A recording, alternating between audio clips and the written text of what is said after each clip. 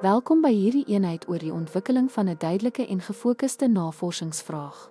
In hierdie sessie sal ons ondersoek hoe om 'n navorsingsvraag te formuleer wat direk jou navorsingsprobleem aanspreek en as die leidende kompas vir jou hele studie dien.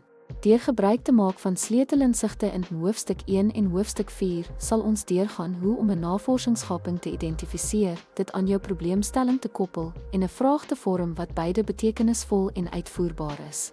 Kom ons begin. Navorsingsvraag speel 'n deurslaggewende rol in die vorming van enige akademiese studie. Dit bied beide doel en rigting en dien as 'n kompas wat die ondersoek lei om die geïdentifiseerde navorsingsgaping aan te spreek. Deur die fokus van die studie te verduidelik, help dit om 'n soliede raamwerk vir navorsingsontwerp en metodologie te vestig. Soos uiteengesit in hoofstuk 1, kan 'n goed geformuleerde vraag soos: hoe beïnvloed tegnologie leer in die klaskamer? Die omvang en impak van die definieer. Studie. Volgens hoofstuk 4 is 'n sleutelstap in die formulering van 'n navorsingsvraag die identifisering van die navorsingsgaping, wat behels dat daar oor die agtergrond en die probleemstelling besin word om spesifieke kwessies te teiken. Byvoorbeeld, 'n probleem wat verband hou met swak digitale betrokkenheidsstrategieë kan lei tot 'n gefokusde vraag soos: watter digitale betrokkenheidsstrategieë verbeter die mees effektiewe deelname aan studente in stedelike hoërskole?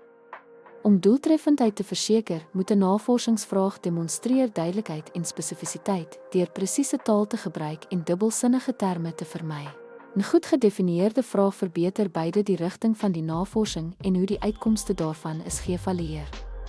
Belangrike leidende eienskappe van 'n sterk navorsingsvraag sluit in dat dit navorsingsbaar, relevant en kontekstueel gegrond is en elemente soos die populasie, konteks en die verskynsel onder bespreking insluit. Ondersoek. As 'n praktiese wenk, begin met 'n konsepweergawe van jou vraag en verfyn dit deur terugvoer en verdere refleksie oor die navorsingsprobleem. Dankie dat jy by ons aangesluit het. Ons het ondersoek hoe 'n goed gekonstrueerde navorsingsvraag die rigting van jou studie verduidelik en dit in 'n duidelik gedefinieerde probleem veranker. Deur jou vraag te grond in die konteks van die ondersoek uit hoofstuk 1 en spesifieke gapings te teiken wat in hoofstuk 4 uiteengesit word, kan jy verseker dat jou navorsing gefokus, relevant en impakvol bly.